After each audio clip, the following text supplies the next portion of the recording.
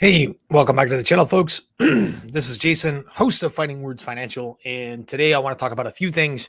I'm going to briefly address a few things going on in the economy, and then I want to talk about some of the news coming out about EV batteries, and basically I want to talk about a breakthrough from SVolt Energy, which I'm not sure is really a breakthrough, but we're going to discuss that. We're going to talk about the various strategies when it comes to solid state batteries and whether or not NEO is really going to have that semi solid state battery out by the end of the year, as they reaffirmed that they would. I'm thinking that something like that might be coming, but I really want to see whether or not it's going to live up to all of its promises. So let's take a look right now what's going on in markets. The market is closing kind of right now as we speak. The Dow Jones up 87 points. The Russell 2000 up barely, about 0.5%. The S&P 500 just barely above water.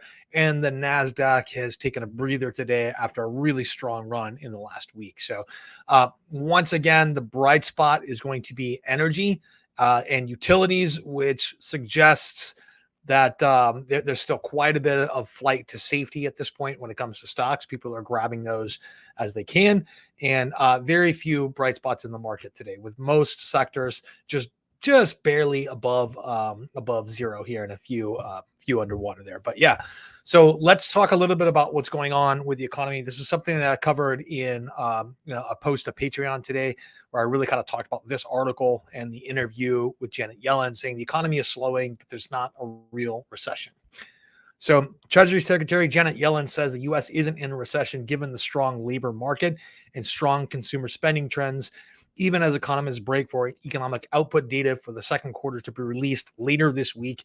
That's going to be pretty big news, and expect a market reaction one way or the other if the economy is growing or not growing.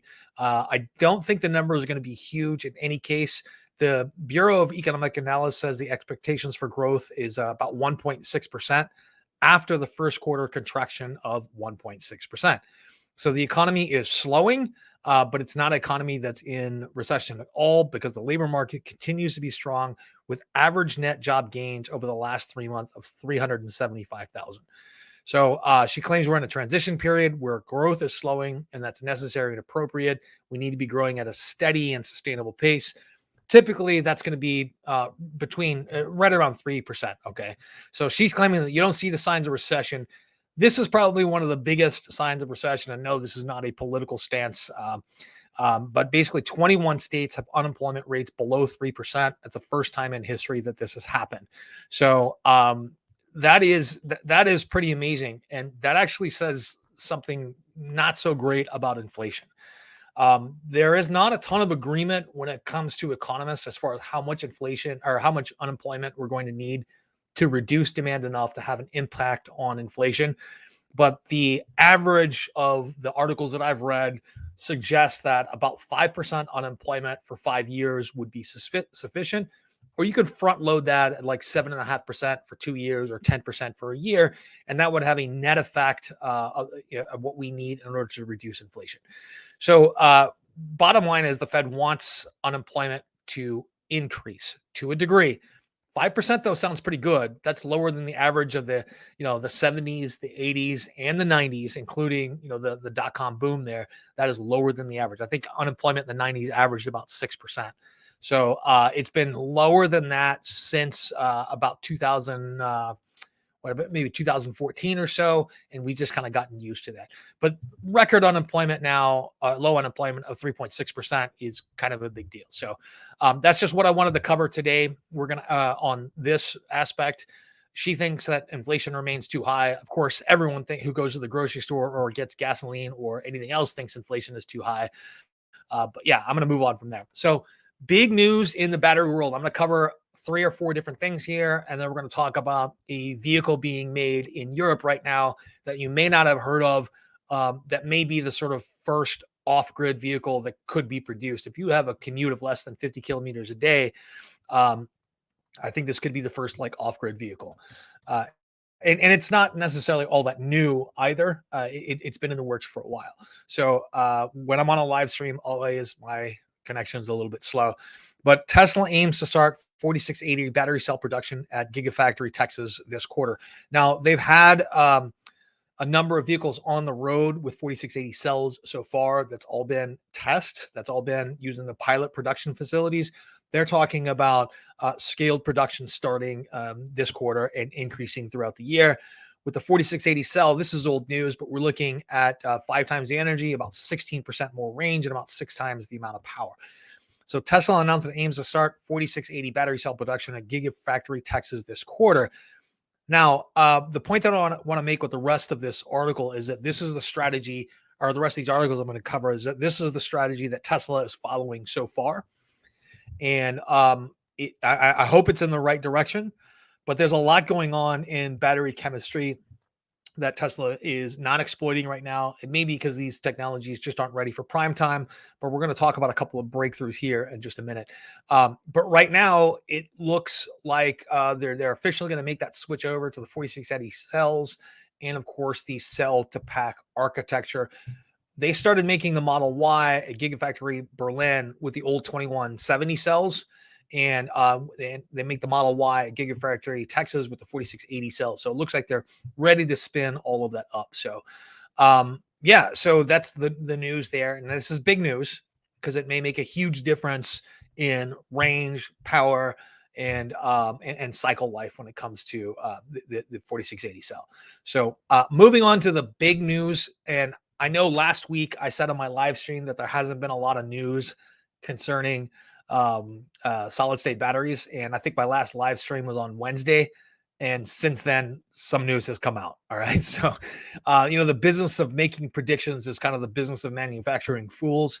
And I'm certainly guilty of that all the time. Heck, that's part of my channel is making predictions. So SVolt is a company located in China. They have supposedly developed a solid state battery cell that's going to allow vehicles to reach over 1,000 kilometers in range, which is roughly 600 miles or so. The important thing here is that these cells have an energy density of roughly 350 to 400 watt hours per kilogram, and it has successfully passed the test like a pinprick and the 200 degrees Celsius hot box test. All right, so why is the number 350 to 400 watt hours per kilogram relevant?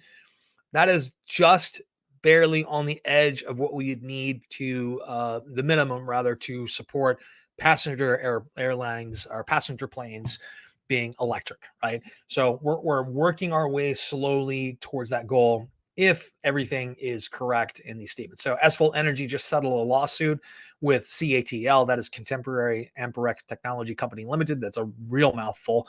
And they're announcing that they have some developments here. So they developed the first 20 amp hour sulfide all solid state prototype cells. The series of cells, which have an energy density of 350 to 400 watt hours per kilogram, now have successfully passed tests, including all the stuff that I mentioned before. Okay. So once the cells are mass produced, they can allow electric vehicles to achieve a range of more than 1,000 kilometers on a single charge.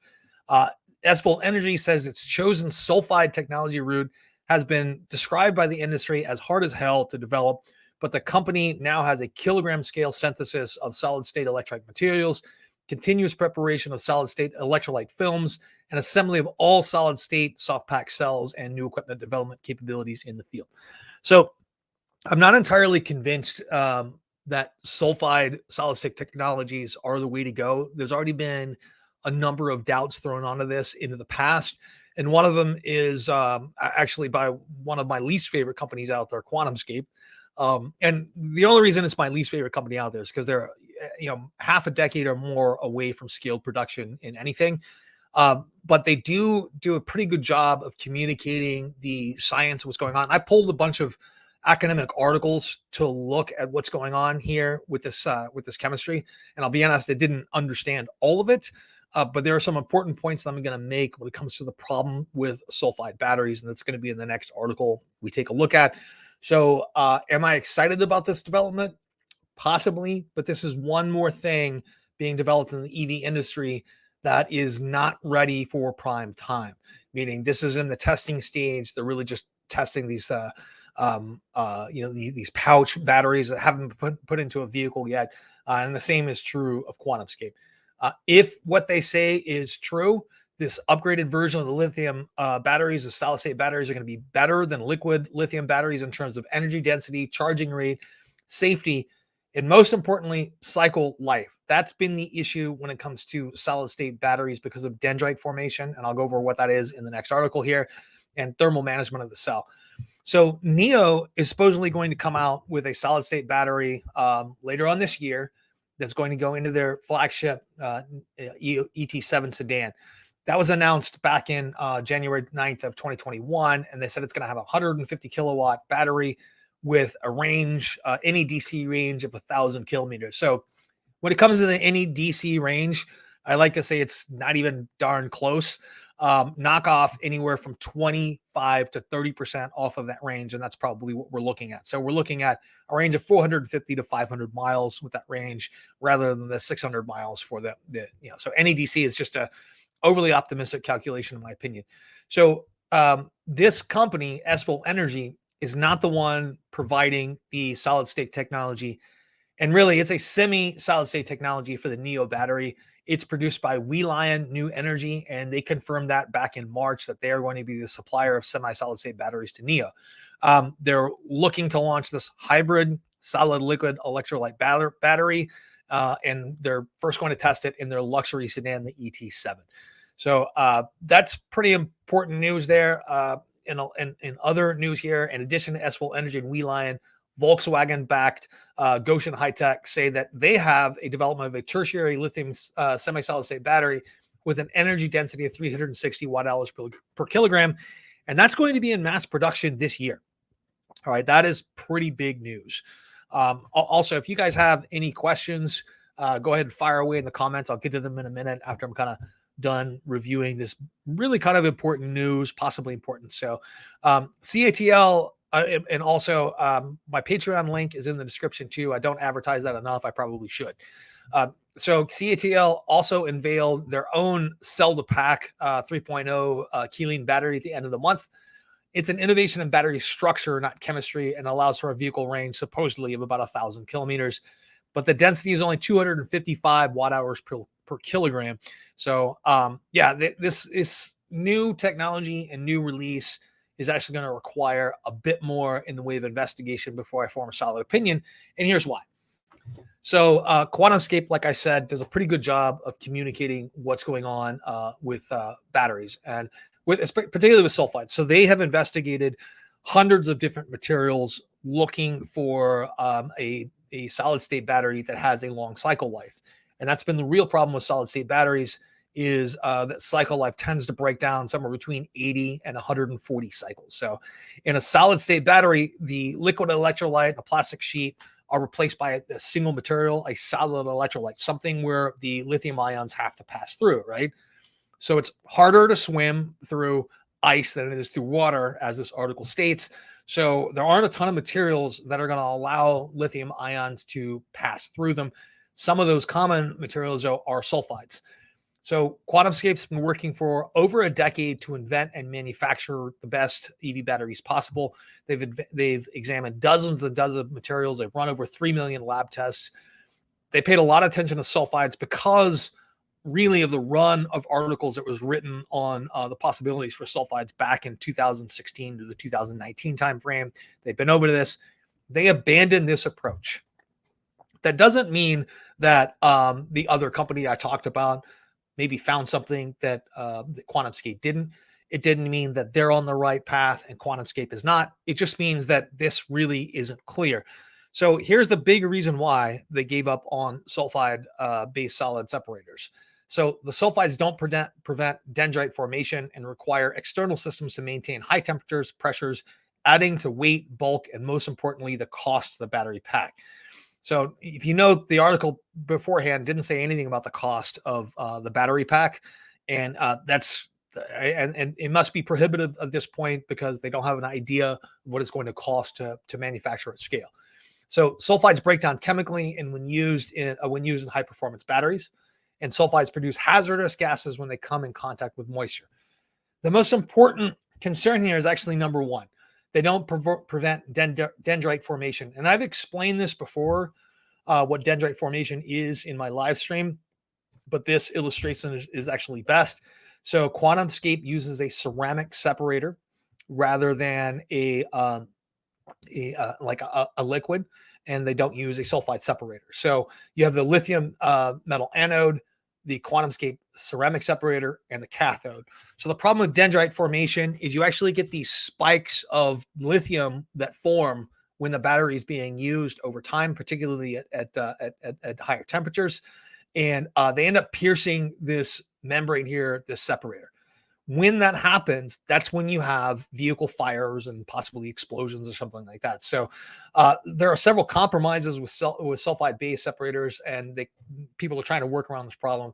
So using a graphite or silicon anode, which a lot of companies are trying right now, a lot of scientists are testing out, using that instead of lithium metal may prevent dendrites, but also reduces the driving range, cost, and charge time advantages over legacy lithium ion technology, as the lithium metal anode is what creates the improvements. Several other solid state companies are taking this approach. For example, Solid Power announced a new silicon anode pilot line a few months after it released data showing that its cells were unable to maintain acceptable rates of power using pure lithium metal anodes without the help of high temperatures. So that's one of the huge issues with solid state batteries, is they have to be kept under high temperatures. But those high temperatures, to a degree, are what encourage this dendrite growth. So sulfide-based separators can appear to deliver acceptable results if they are put under enormous pressure. For example, Samsung tested its sulfide-based separator batteries under 20 to 40 atmospheres of pressure. So that's basically going to the bottom of a 33-foot pool, right? That's going down. No, that's wrong. That would be way down deep. I think 1 atmosphere is every 33 feet. So it's under enormous pressure. So Solid Power reported using tests at 70 to 90 atmospheres at a lab in Harvard recently, and published results with a sulfide separator at more than 750 atmospheres. So what does it take to keep that battery under pressure like that? The pressure at nearly 5 miles under sea. Oh, sorry. Okay, that's a better explanation. 5 miles under sea, more than enough to crush a nuclear submarine. Pressure on that scale may be possible in a lab, but anything over 10 atmospheres is likely to be impractical in an EV battery pack. What kind of equipment would you need in order to maintain 10 atmospheres of pressure on the battery anyway? So dendrites are less likely to form when the battery runs at low power rates. However, limiting a battery's power means that you can't charge it quickly. And one of the key requirements for EVs to compete effectively with ICE vehicles is, and the Achilles heel, of course, is quick charging. So another problem with sulfide separators is the instability of the chemicals themselves, meaning even if sulfides could prevent lithium dendrites, they'd still react with lithium metal, filling up the anode with chemical junk that limits its power and output and shortens the battery's lifespan. So sulfides don't just react with pure lithium, they also react with the chemicals typically found in the cathode, such as nickel. So these are all used in high performance EVs. So this problem can be reduced by adding other chemicals, but it's still a risk. So this is kind of the issue. The big issue with solid state batteries and with sulfides is going to be safety. And here's the issue here. I'm not seeing an indication, and still, I'm not seeing an indication that any issue with the sulfide separators has been, with the safety regarding the sulfide separator, has been solved when it comes to dendrite formation. So this is a big concern, okay? But I did want to point out here that that NIO has definitely confirmed that they're using this battery. And so I think this is actually kind of a repeat of the article I saw before. So last thing before I want to start taking some questions is this right here. Have you guys seen the Lightyear 1 and Lightyear 0? This is a vehicle that is not being sold in the US. The Lightyear 1 is being sold in Europe right now, or at least they're taking orders. This is a vehicle that may be the first off-grid vehicle. The entire top of this vehicle is covered in solar panels. It's been designed from the ground up to store energy using solar panels, and you can add, I think, about 40 kilometers per day just by parking it out in the sun, meaning that if you had a short enough commute, then you might not ever need to charge your vehicle. All right, so the Lightyear 0 reinvents the wheel when it comes to energy consumption, range, capability, and charging. It's built like no other car. So up to 70 kilometers of range per day, from the sun alone. Of course, that's an estimate. You're going to get a little bit more or a little bit less depending on weather conditions and where you are on the planet. Our holistic design helps get the most from every last joule of energy. So it's built as a luxury sedan. Yeah. So hold on a second here. With a light year zero, the sun is your source. So if you return to your car after 2 hours, tapping on your intuitive infotainment system, you see the sun boosted your range by 20 kilometers. Depending on the climate, you could yield between 6 to 11,000 kilometers of free, effortless, clean energy per year, which I think is pretty cool. This is a better view of what the top of the vehicle looks like. So everything on the top of the vehicle is solar cells. So can it power your commute every day if you drive 100 miles a day just by the sun alone? No, it cannot. But this also has a lot less in the way of energy requirements, and any outlet in the world can become a charging station. Plugged into a regular home socket, this article claims that the one you use to power your toaster, you can still charge over 300 kilometers of range overnight. Now, this is kind of, and they have test vehicles that are working right now. I've seen a couple of videos on these. I've seen a couple of analyses on these. But this vehicle is kind of the holy grail of what we're looking for when it comes to a daily commuter for an electric vehicle. One that uses all available energy that's out there, solar power, plug in, all that stuff, where as long as you have a home to go to, it's probably not necessary for you to visit charging stations. So the price of these vehicles right now, the last time I looked, it was about $170,000. So right now it is not in the least bit affordable for the regular person. But maybe that's going to change in the future. So here, a practical range is about 1,000 kilometers of driving range between two charging moments. That's based on a 50-kilometer workday commute in Amsterdam in the summer. Driving range will likely vary based on driving habits, location, and season.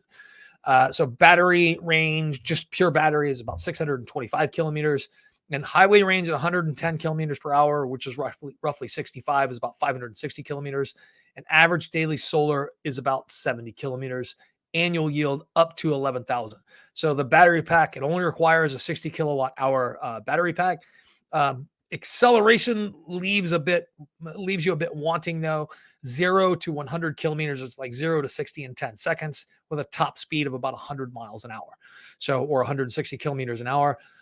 Charging speeds about amount of range in 1 hour of charging. This is pretty interesting. Home charging, regular household plug, about 32 kilometers per hour. Public charging, about 200 kilometers per hour, and fast charging, about 520 kilometers per hour. So this is an impressive technology here that is not entirely ready for prime time. They claim they're going to be in production by the end of the year. They're going to start delivering their first vehicles by the end of the year. And then they have a new model, the Lightyear 2, that's coming out here relatively soon. So I'm going to open this up to questions now. I'm going to talk to Catalan Divine. And we all know that the Fed is way politicized. I only agree with that to a certain extent. In the fact that they don't want to make decisions that would be viewed as political, and by their very nature, they become politicized because of that. Like, I don't think they're going to try and do anything incredibly drastic before midterm elections or before the next presidential election. So, can we trust the Fed?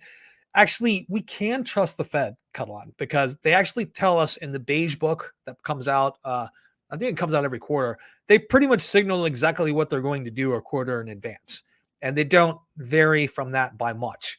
And if they do vary, it's by like a quarter point per quarter, right? So, and that's really more than interviews, more than articles that are written. The beige book is something you should check out if you're interested in the Fed's operations.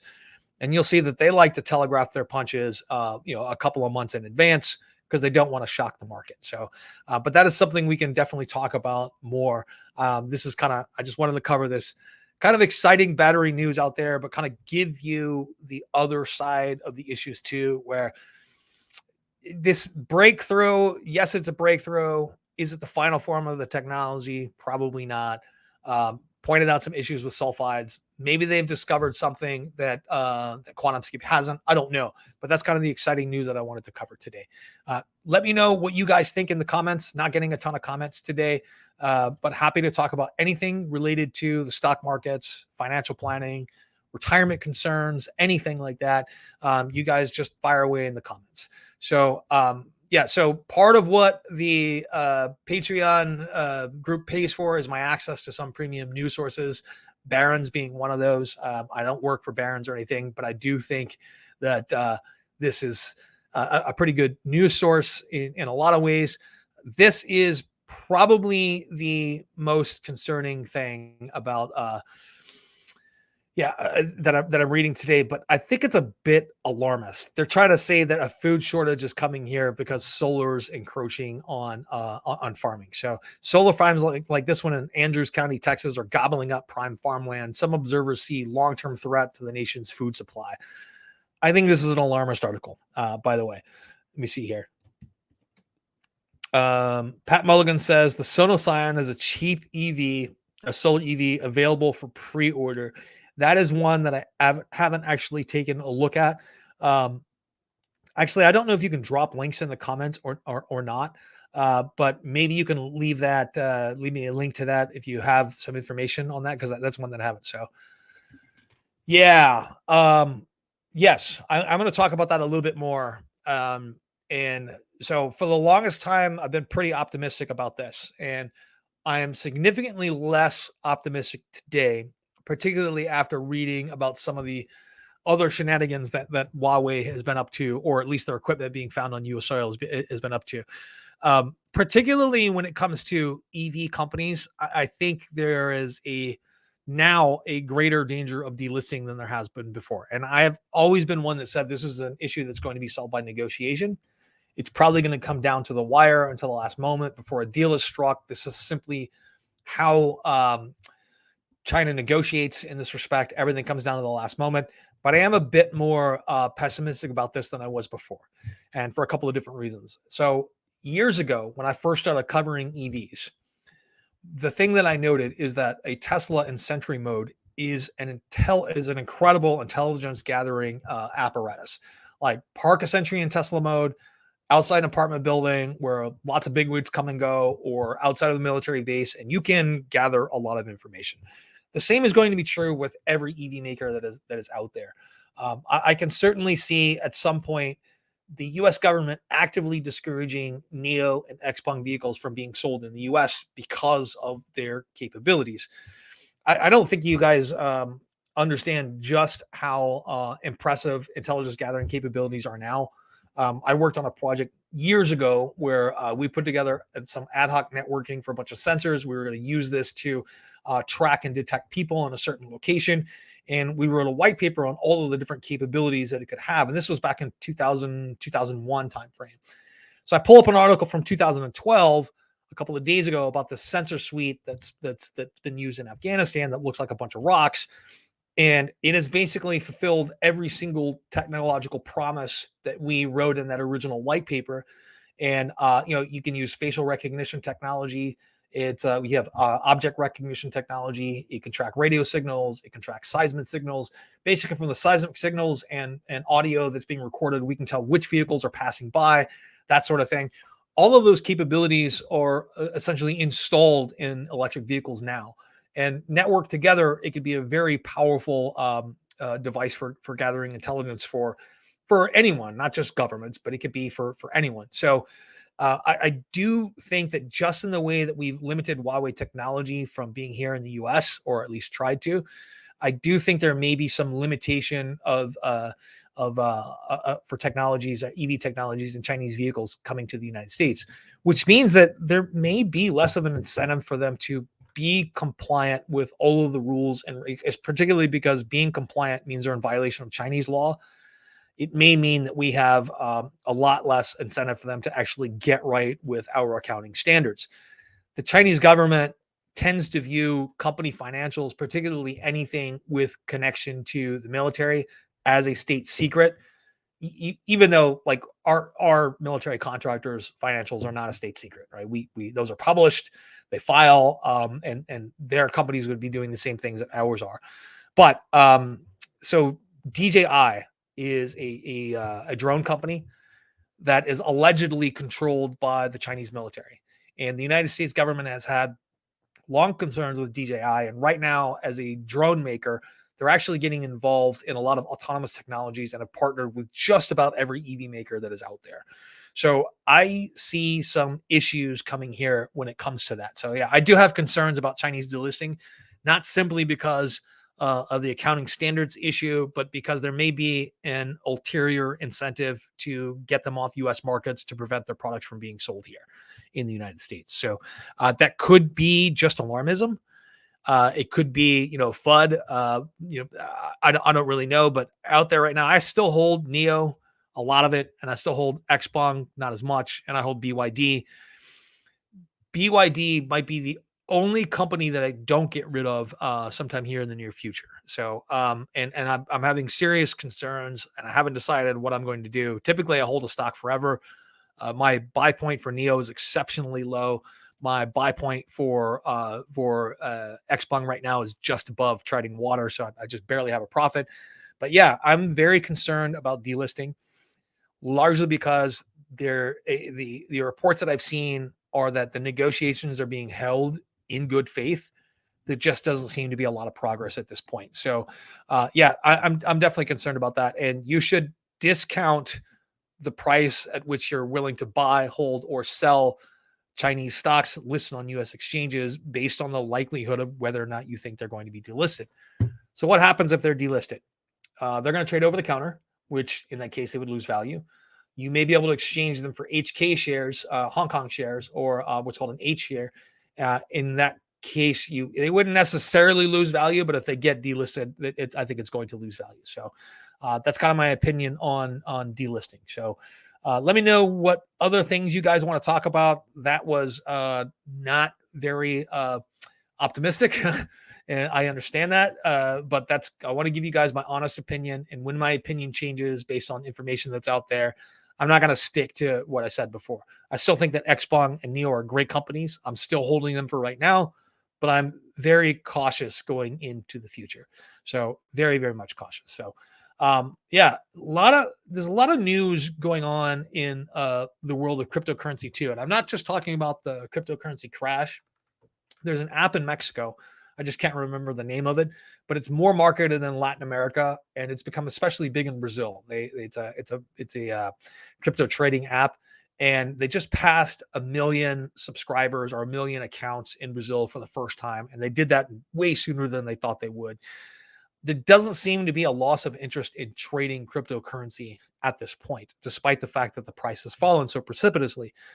I guess what surprised me about the crypto crash is that the crypto basically acted like every other asset class. At this point right now, almost every asset class is correlated to a degree, including bonds and stocks. They are correlated to a degree at this point. So that's one of the interesting things that is happening with crypto that I don't think anyone expected. But beyond that, there doesn't seem to be a loss of interest in trading crypto. Now, I'm not someone who trades crypto on a short-term basis. There doesn't seem to be any sort of way to predict where the price is going to go. The swings are really large, and your time to execution on a trade can be a lot longer than you think, meaning sometimes it takes 10, 15 minutes for that to settle. And yeah. So what's your views on Russia-Ukraine war coming to a truce or ending? So that's not economics. Well, in a way, it is economics because all wars are essentially about economics for one way or another.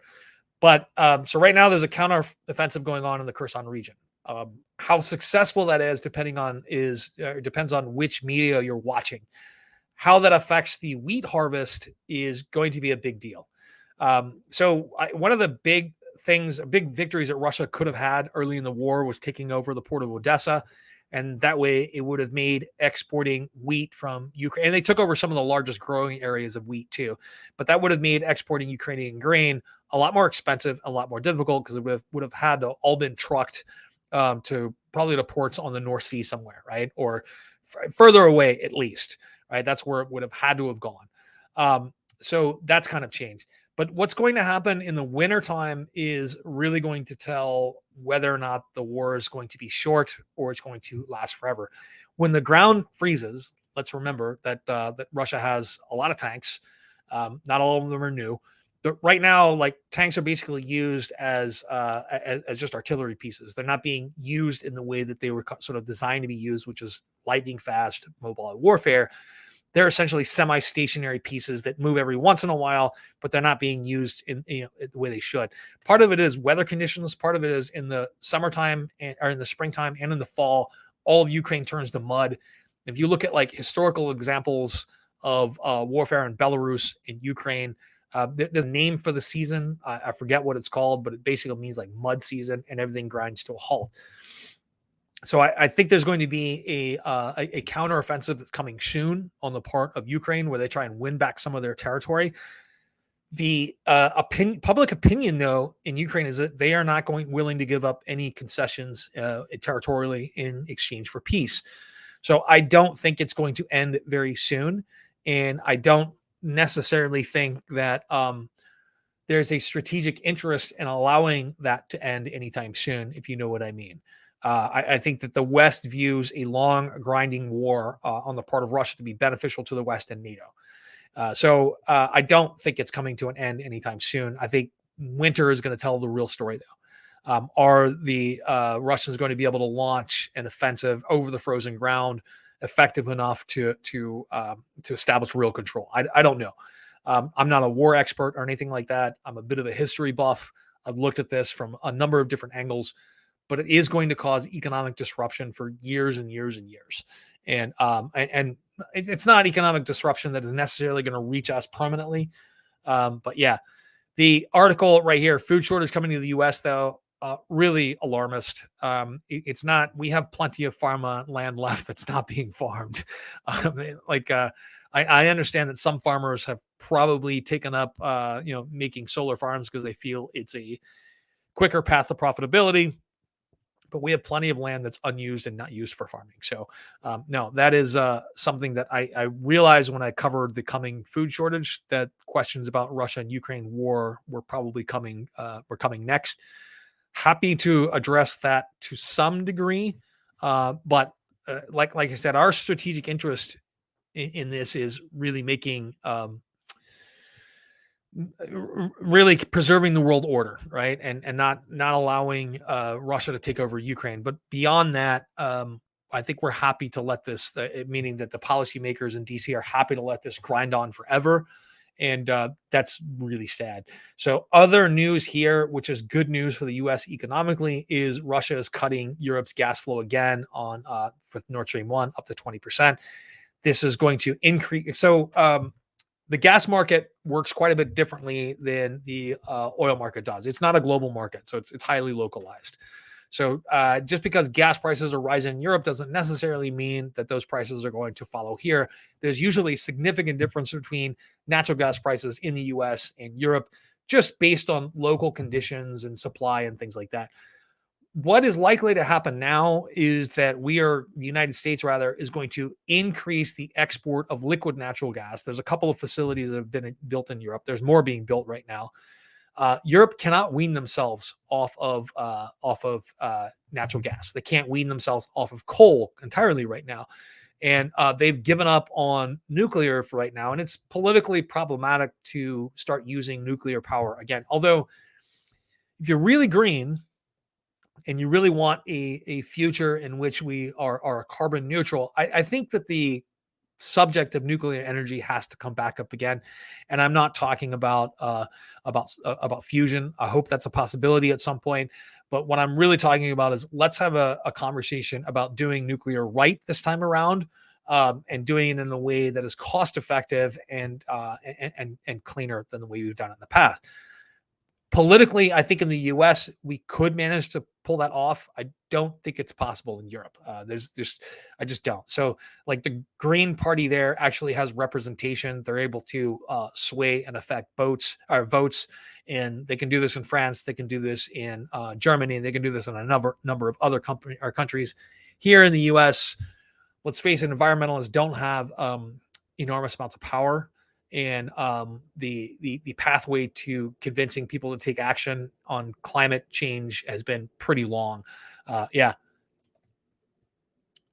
So who would supply liquid natural gas from us to Europe? Coterra, Devon.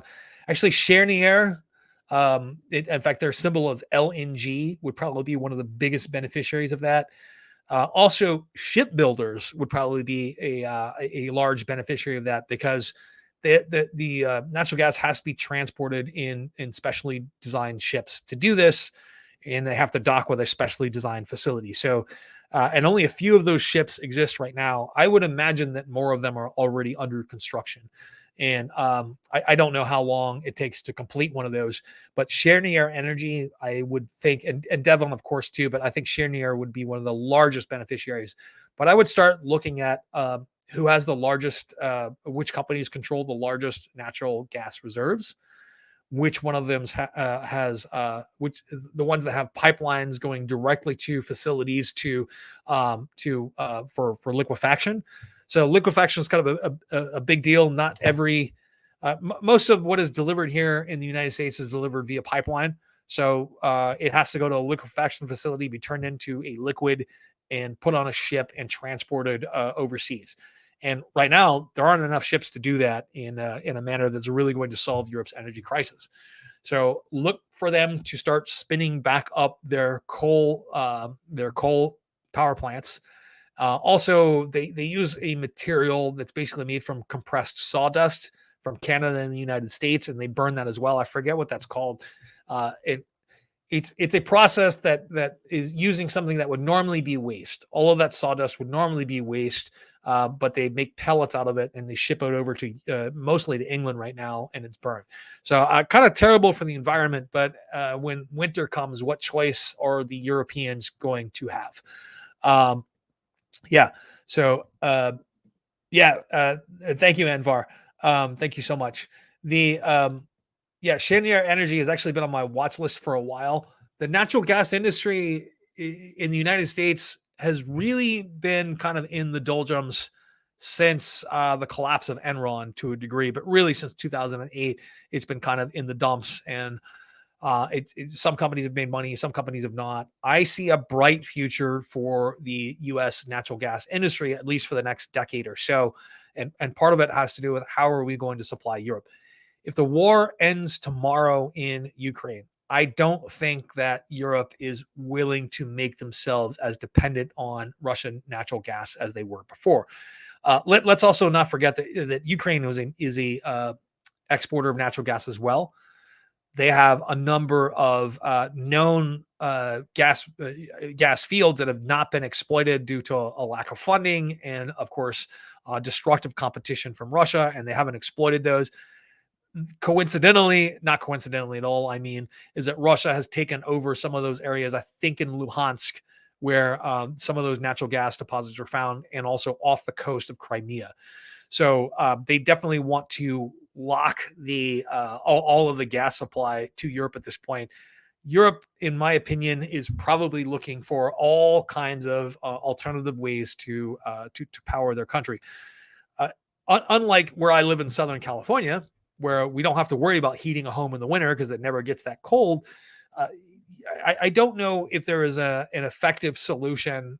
I don't know there's an effective single solution for their issue. They can't simply go all to solar. It's going to have to be a variety of different methods, all kinds of different power generation, all kinds of power storage, and it's going to take major investment. So this is what I was looking for, Pat. So according to Reuters, Germany may extend the life of its 3 remaining nuclear power plants, Economic Ministry said, as public support rises for from a possible cutoff of Russian gas. I think that not only is that likely to happen, now I think the conversation about building new power plants, new nuclear power plants might be off the table. But just a couple of years ago, they were talking about retiring all of the nuclear power plants. They did take a couple of them offline, and they fired back up some coal-fired power plants as well. So, people are really worried about the possibility of a cutoff of Russian gas. And if sanctions are still in place by winter, I think it's highly, highly likely that that's going to happen.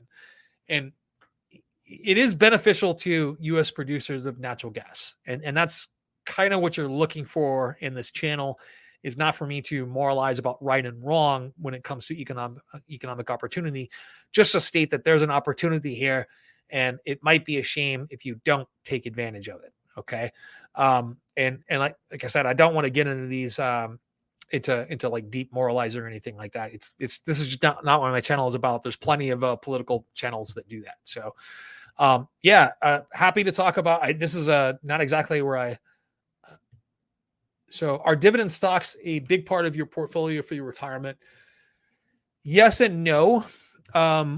If you own the S&P 500, then you own a bunch of dividend stocks. So I do have a dividend concentrated portfolio, which is degrow. But I really do that to reduce volatility in my overall portfolio. And as I get older, because I'm almost 50 now, I know I look incredibly young for my age. I'm just kidding. But I do that to reduce volatility as I get a little bit older.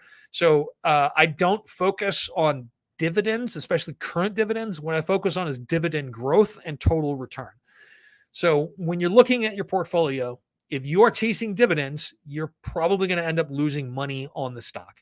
High dividends to me, above the range of 5%, depending on the company. There are some companies that have consistently paid around 5%, but most of the time, when a company gets at over a 5% dividend, remember, they don't get a tax deduction for paying you a dividend. So it's money that's really taxed twice. It's taxed at the corporate level, then it's taxed at the dividend rate when you receive it.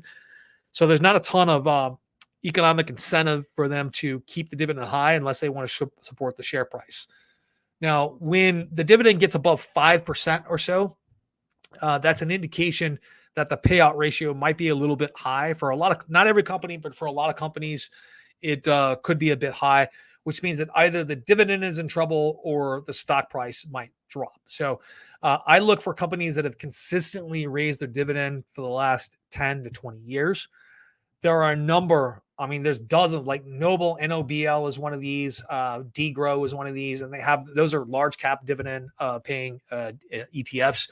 I would just buy one of those. They have about 50 holdings usually. Dividends right now are historically low, but they are increasing because of inflation right now. They're doing that to make the companies a little bit more attractive. Typically, I like to see a dividend growth rate of 8 to 10% in a company. And you can look back through. In fact, there's a website out there. I forget the name of it, but it actually has all of the dividend statistics that you need on it, which will tell you like the 5-year growth rate, the 10-year growth rate, the growth since whenever.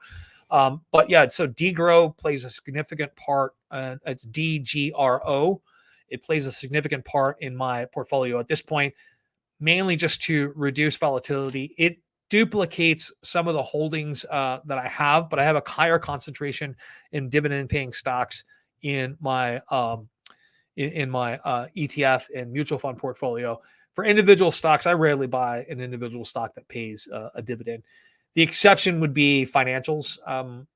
Periodically, we have tons of opportunity in financials. We're at one of those crossroads right now where we are looking at, I think we're looking at tremendous 2-year returns in financials at this point.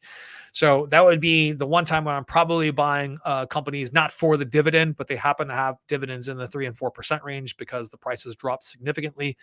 They're probably not looking to cut their dividends going up here in the future, but yeah, that is definitely a possibility. So let me see here. So you brought Petrobras is what you bought last week for the dividend. And we're talking about the Brazilian oil company, Nelly. I think we are. Man, I could talk for hours about what a disappointment Petrobras has been. And I only say that because I was really interested in investing in the company back prior to 2008 when, when Franklin had their BRIC fund, their Brazil, Russia, India, China fund. And man, that was a huge seller. And I think it did like 170% or something in the year that my company was pushing us to sell that. And then, of course, it crashed like a rock and never came back. I don't even know if that particular fund still exists from Franklin, but it was a front-end loaded fund. You paid like 5.75% to get in, huge commission to get in, but it did like 170% in that first year. And the industry was a lot different back then. We were highly encouraged and compensated to push that fund to a degree. And we were trained in this manner, and it was really kind of unethical in the way that we were trained. But the industry has changed since then, and not for every company, but for the vast majority of companies, they don't push those funds in that manner. So, yeah. Thoughts on Pelosi's husband NVIDIA purchase right before the Chips Plus bill. So my issue with this is it would have to be trading on like non-public information. There was just a guy, a former U.S. congressman, who's looking to be charged for insider trading based on some work that he did. So the Chips Plus bill is public knowledge. We know all about this. They in order to and it's not necessarily insider trading. He doesn't hold a position. It would be a violation of what's called the Stock Act. And I'm not a lawyer, but but I can tell you that it's a lot more lenient than insider trading laws are. Like if you have and there's not an indication that he has insider knowledge of the company. He just knows that a $50 billion bill is likely to be passed. Well, I don't know. There's a lot of common sense legislation that has been opposed lately. It doesn't make any sense. It looks like the thing is to oppose all legislation coming through Congress right now. I want to hope that the Chips Plus bill passes. This is $50 billion to reshore a lot of our production here. And there's a lot of tax incentives as well.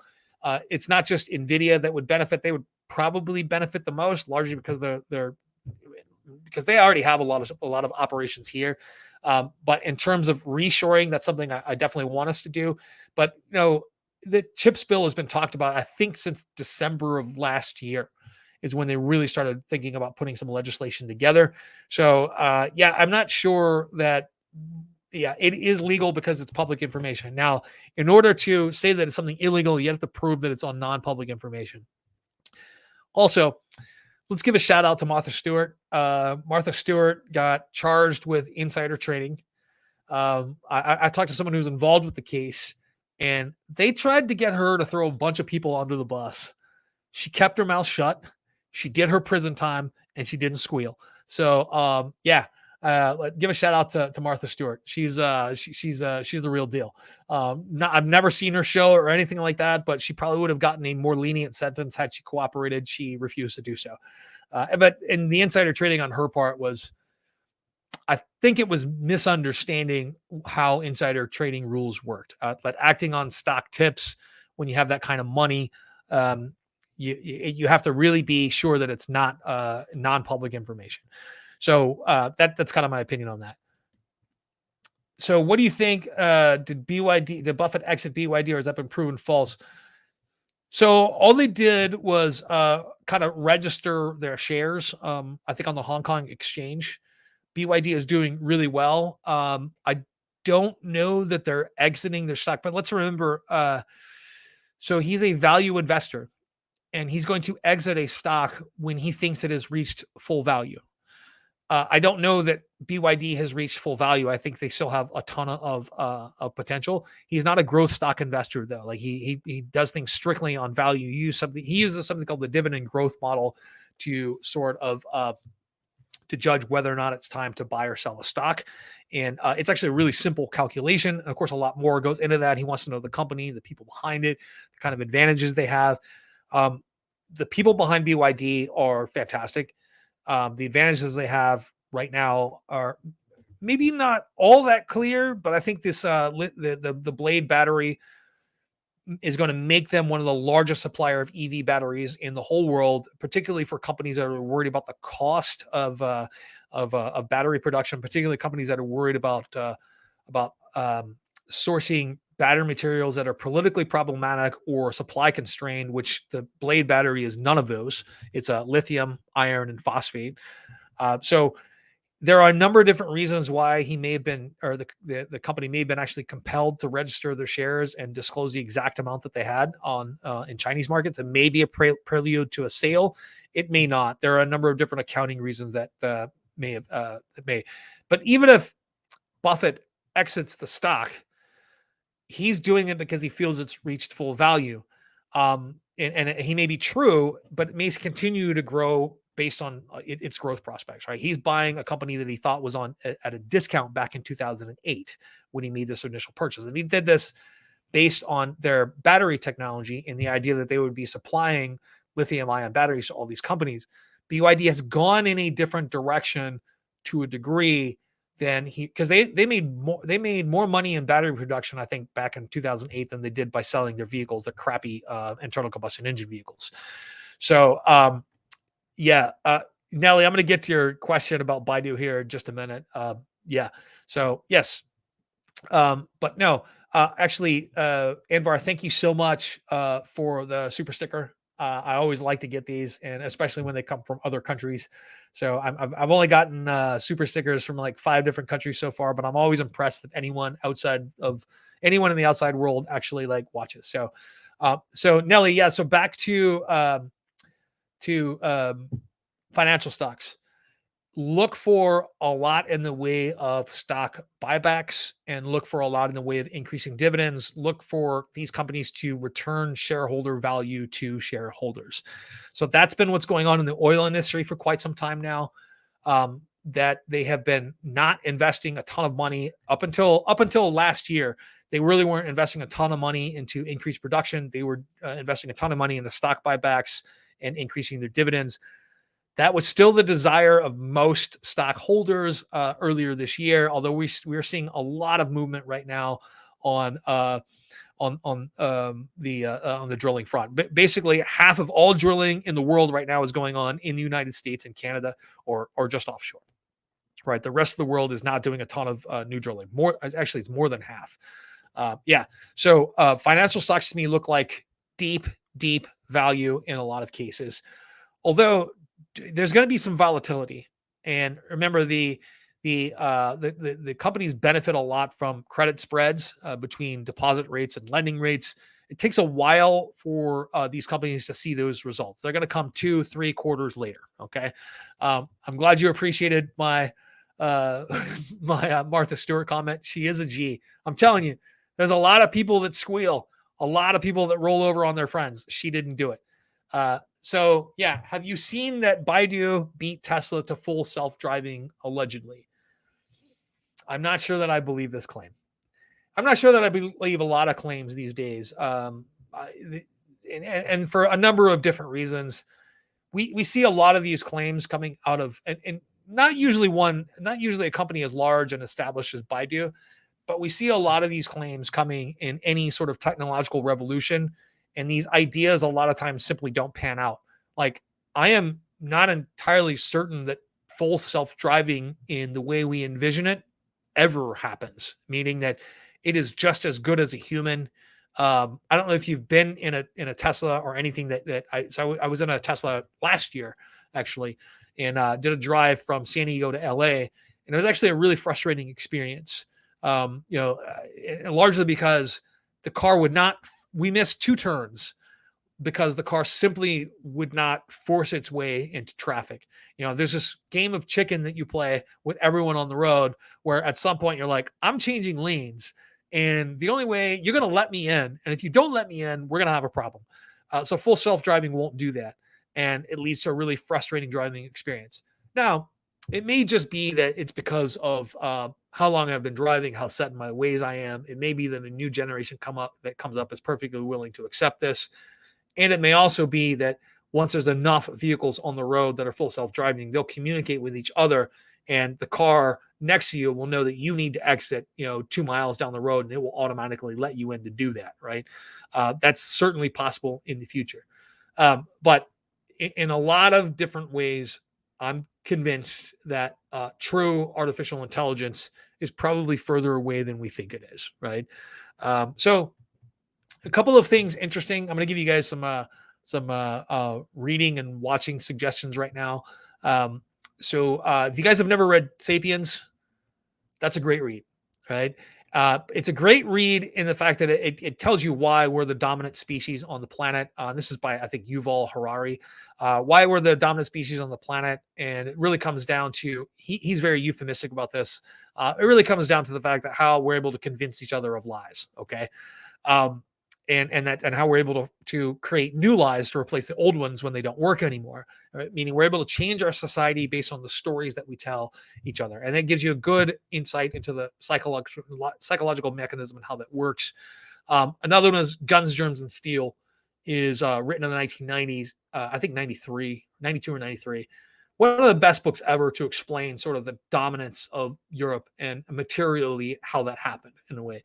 But one of the newest things that's coming out, and I don't think there's a book written on it yet, is assembly theory. And I think this is by I can't remember. It's Lee Cronin and the lady involved in that podcast that I watched with Lex Friedman, Sarah Walker, I think is her name.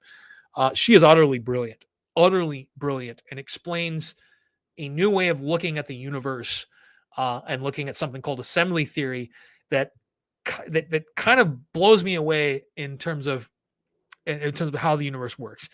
And in a roundabout way, this gave me a lot of doubts about the supposed advances that we have with AI right now, and a lot of doubts about how much we understand about the nature of intelligence and the nature of decision making. And I'm kind of reevaluating everything that I think right now when it comes to AI technologies. So I do think that like deep learning and data analysis is going to be helped out a lot by what we call AI, but particularly when it comes to genomics. So like when the genome was discovered, when genetics were discovered and we decoded DNA, we always thought, hey, we're going to be able to figure out which gene is responsible for what. And scientists already knew, or a lot of scientists already knew, that it wasn't going to be this simple. And the simple decoding of the genome actually turned out to be kind of a dud in terms of what we actually understood from it, because there were the thousands and thousands of interactions between the million genes or so. And you don't know how many genes are involved in the expression of different traits in humans and all that stuff. Even in something as simple as driving, there are millions of micro decisions that you make subconsciously. And now you're having to figure out a way to get a computer in a car to make those decisions as well. I think we're a long way away from that. We don't actually even understand how our consciousness works, how our decision-making process works. So I saw that, and immediately I looked at the comments under the article. I can't remember where I was looking at this article, but there were a number of different comments from people that just tore that claim apart in a pretty good manner. But only time is going to tell. We're going to see how well it's how they're able to demonstrate that. But there are already claims that it's far from real for self-driving. So Dane H says Martha Stewart, straight gangsta. Yeah, man. In a way, she did her time. She didn't complain, and that's that. So, like, I think as a former congressman that he traded, I can't remember his name. The former Republican congressman. That doesn't really matter which party. All these guys are doing this, but he traded 6 stocks in 6 different accounts to avoid scrutiny, including someone that he was romantically involved with that wasn't his wife, a cousin, his wife, and a couple of other people. Based on insider information, he's going to be charged. When it comes to Nancy Pelosi's husband, though, so that's a different story. Not because it's related to Nancy Pelosi. It's just that he mostly trades things on the S&P 500. And I've looked at a bunch of his trades. Mostly trades things on the S&P 500 where it's very difficult to prove that you have insider knowledge of something like that. Those stocks are so closely covered that have you ever guys have heard of efficient market theory? Basically that the price of the stock reflects all available information at any one time. All right. And there's no inefficiencies in the market where there's non-public information that's not disclosed that would affect the stock price. So that's the assumption when it comes to most stocks on the S&P 500. And that's why, when you are a major trader at a lot of firms, you don't like when I make a trade at one of the firms that I worked at, not the one I work with now, but one of the firms that I worked at, we had to ask permission to make a trade anytime we wanted to. And the only exception was stocks that were on the S&P 500, because they felt that those stocks fell under efficient market theory. And it doesn't matter if you believe in weak, strong, or mixed theory or whatever. I just think it's very hard to get non-public information about an S&P 500 company that isn't instantly public to everyone. And it largely has to do with just how many people are covering those stocks and how information is communicated. So in most insider trading cases that are prosecuted are mostly done on smaller companies where that inside information is quite useful. Which this is another reason why I don't tend to talk a lot about companies that are like sub $5 a share, have low trading volume and a low float, is because I don't want to be accused of stock manipulation. And I think the best example of this was what happened last year with Wunong Net Technology. This is a company that may not even be real. Their website was a freaking mess, and the legal company or the law firm that brought them public has had a history of bringing companies to public through reverse mergers and SPACs, and these companies were just duds, right? But this company went from like $5 a share to like $130 a share in its first day, up to $150 a share, and I bet it's sub $5 a share now. And a lot of that had to do with pumping and dump schemes, of course, but a lot of it had to do with supposed inside information about some new innovative process that this company had that didn't really exist, right? So most of these scams and things happen with much smaller stocks than Nvidia. Personally, I think that Nvidia at today's prices are a bargain on a long-term basis. Period. So, what about Nancy Pelosi's planned trip to August, which is frowned upon by the Chinese? Oh, that's the one where she's going to Taiwan. Yeah, I don't think that's much more than political posturing. Like anytime anyone from the United States government visits Taiwan, that's seen as recognition of Taiwan as being separate from China. And China's policy is a one China policy. The United States' policy is a one China policy. We just don't want to see the people of Taiwan end up like the people of Hong Kong, if you get my drift. So I think that somebody as powerful as Nancy Pelosi is visiting Taiwan, especially at this moment, I think it's appropriate from their perspective to object to that. But I haven't investigated why she's visiting. I don't know if it's just to show U.S. support for China. I don't know if it has something to or for Taiwan. I don't know if it has something to do with the chip deal. I hope it has something to do with the chip deal. I think it was Nvidia has announced that they're actually making chips for a Taiwanese company here pretty soon. So what was it? There's a company that's opening up a huge factory in Arizona as well, a new chip company. I can't remember them. Not a new chip company, an established one. I can't remember them off the top of my head, but they're opening up a giant factory in Arizona here in the near future. But the chip shortage actually appears to be abating to a degree. And that is, depending on which industry you're in, there's plenty of evidence across the board that's abating. Like right now, Tesla is not saying that they have a problem getting chips. They have a problem getting glass and carpet for their cars. So that it's not to say this isn't going to be a concern in the future. The crisis of 2020 and the ensuing absolute wreck of supply lines after that has just proved how vulnerable our supply chain is. I think it's only appropriate that high dollar, high margin items like that should be reshored here to the U.S. Low dollar, low margin items, we should continue to import them. We can't do it cheaper here without investing billions of dollars in automation.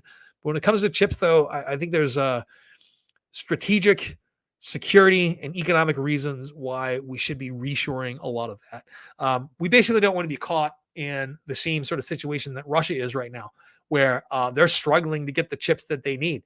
So number one, we won't sell them anything from, that has any U.S. technology in it.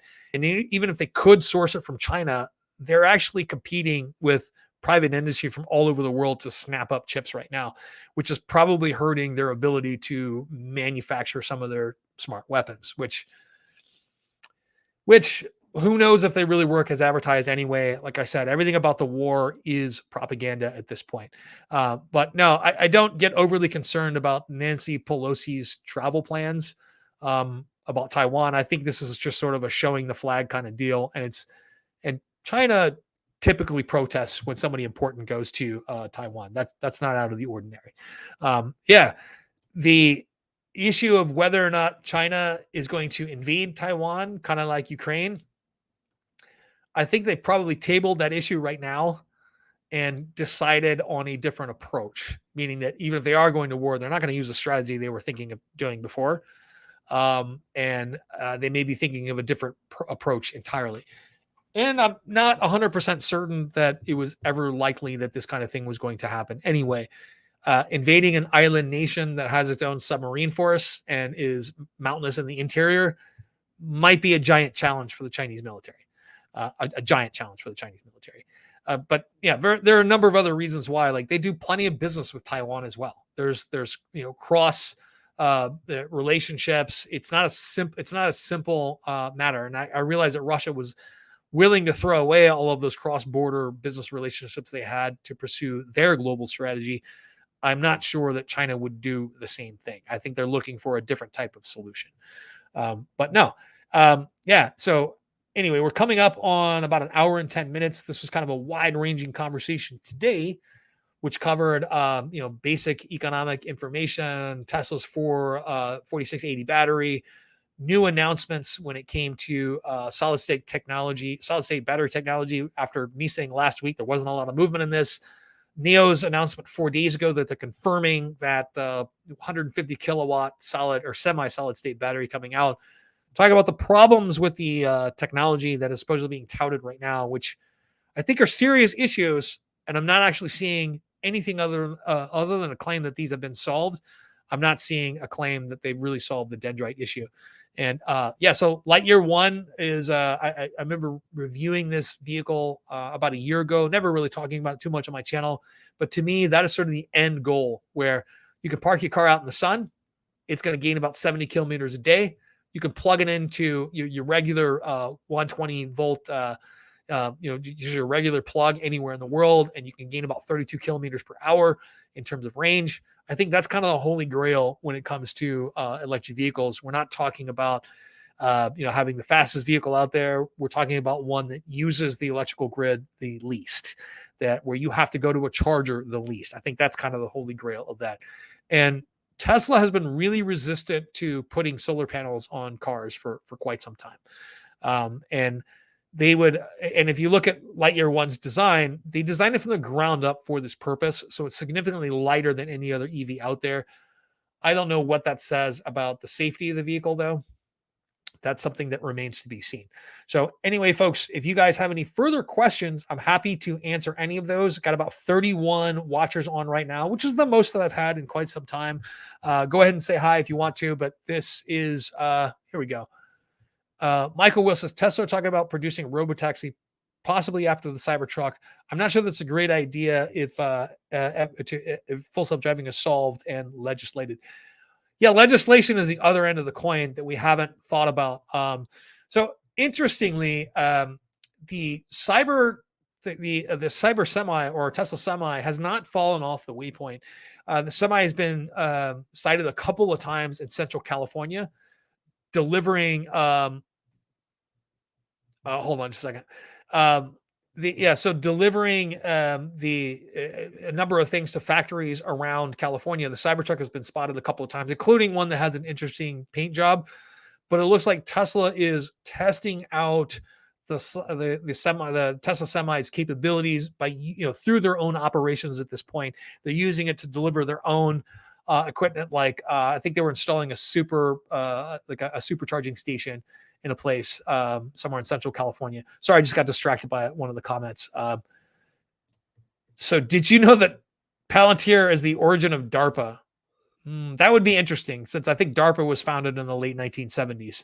And Palantir was founded, I think, in 2004 or 5 or something like that. So I don't know how to address that comment. I would need a little bit more information on that. I think that those guys would have been like 12 years old when DARPA was founded.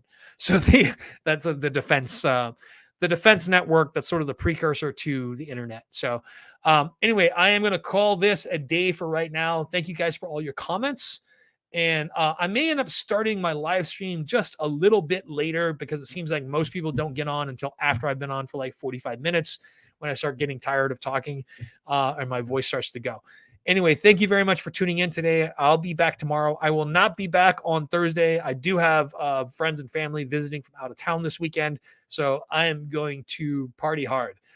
Anyway, you guys have a good weekend, and have a good day today, and I'll see you tomorrow. Thank you very much.